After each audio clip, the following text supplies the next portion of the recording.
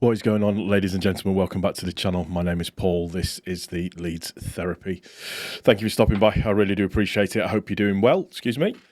I've been off for a little while because I've been a bit poorly. I've had this weird flu, cold, feeling pretty much like I've got no energy or anything whatsoever at all. I had an ambulance come out to me, which was overkill. And then I had to go to the hospital. Luckily, everything fine. Just having quite a nasty, coldy, flu-y thing, which apparently a lot of people have got at the moment. So, yeah, it's good to be back. I had to take a week off. I've been off work, and just to give myself an opportunity to sort of recuperate and try and get a little bit better. I'm older now, so these things take a little bit longer to get yourself sorted out over. But anyways, as we move on, excuse me, if you haven't done so already, all of the socials will be at the bottom of the page. If you could just connect onto those, I would really appreciate it. So, excuse me, wow.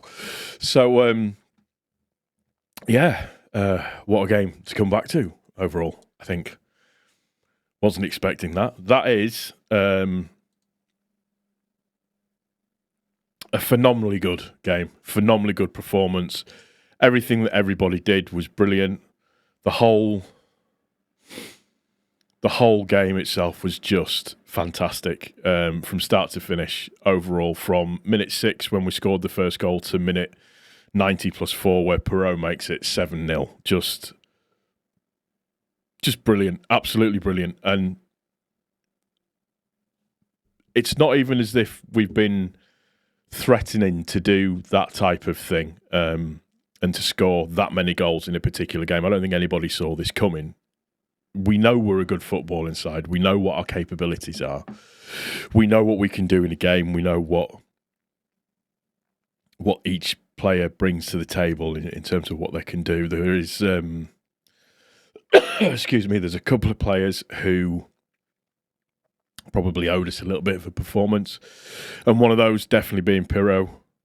It's probably his best game by an absolute country mile. So yeah, probably his best game for a little while. Dan James, I'm going to go through the players anyways, but the key takeaway for me from this game in particular is that we didn't take our foot off the throat once we scored the first goal. We kept at it. We kept the pace up. We kept the pace high. We were all over them. There's a marked difference in terms of the way that we attack when Firpo is playing, and that's no slight on Byram by any stretch of the imagination at all. But there's a difference when Firpo's in the team as well in terms of what we can have down the left-hand side and what that can bring in terms of Solomon and Firpo playing as a partnership in the way that they actually play as well. So really, really good to see. And like I said, nice to see Nonto get a goal. Nice to see Joseph get a goal as well. And it was interesting to see that when Joseph scores, he almost looked like he was in tears. But what was really good to see with Nonto and Joseph, when they score their goals, that they have... excuse me, sorry. They have the entire team come on to sort of celebrate with them, and really there's that togetherness which is just fantastic to see overall. When you look at it in terms of marks out of 10 for players who've played really, really well, Firpo 9.3, Dan James 9.8, Joel Pirro 9.7. Dan James obviously getting in whoscored.com the man of the match, but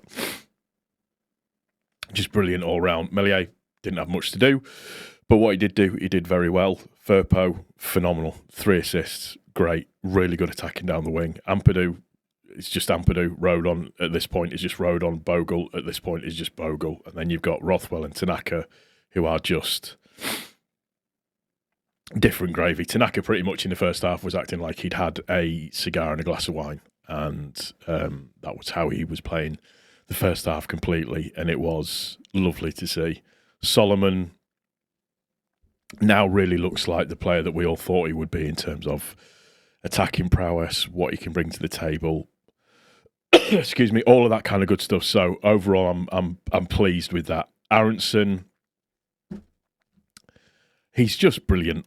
He's just his overall energy levels and the way that he plays is just brilliant to watch. Dan James, 278 shots, 2 assists and a goal.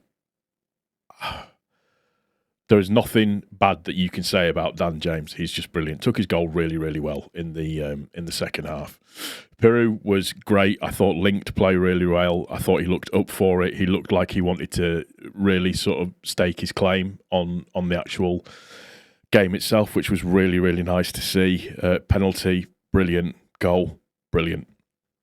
And then you've got substitutes that came on. Byram was fine. Joseph, really pleased that Joseph gets his goal. Strike was more just a minutes thing. Nonto played really, really well. Ramazani played well when he came on as well. Nonto took his goal really. It's like the first thing he did. He just charges in and just scores the goal at the same time as well. I think we're all kind of just sort of sat here in a little bit of shock, really, in terms of nobody expected that. And then you've got Burnley who drew again. So that opens... excuse me, a little 5-point gap between us and third now. Sheffield United won. No big deal with that. We've just got to keep doing what we need to do. But I know everybody's getting finicky about players that need to come in, and there's the Cameron Archer thing and all the other bits and pieces that are going on. But regardless, I do think we have the best team in this division by an absolute country mile. And as frustrating as the transfer window has been for a lot of people, I still maintain that the players that I've seen come in, particularly with our rivals, they wouldn't get into our squad. Not as starters. And they don't automatically improve us. And I don't think, yes, whilst it'd be nice to have certain additional numbers and stuff, I don't think the players that I've seen come in so far offer way more than what we've already got. So, big win this weekend, 7-0 win. Overall, fantastic performance. Everybody to a man did what they were supposed to do in terms of the level of play, the way that they put themselves forwards, tracking onto the ball, closing the ball down, everything that they did was fantastic to watch and fantastic to see. A proper team performance. And that is what our biggest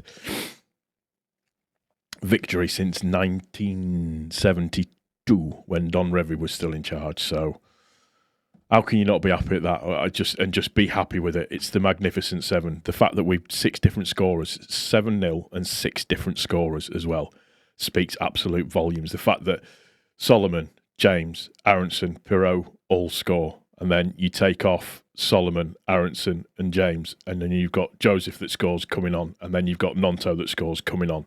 It's just brilliant. The depth that we have is just phenomenally good. You just cannot be upset at that today, and you can't take any negativity from it whatsoever at all. Just 29 shots, 12 on target. Anik makes 5 quite good saves, and it could have been an absolute cricket score. I've got no complaints. I'm happy. That's going to do it for this one. I do hope you've enjoyed it. Apologies for my coughing and everything. I'm still trying to get fit, but we'll see how that goes. Let me know what you think in the comment section down below. Any comments, like I said, just stick them in there. If you've not subscribed yet, please do. Take care of each other. Most importantly, take care of yourself. It's good to be back. What a game. 7-0. Maybe I should go away more often. Take care.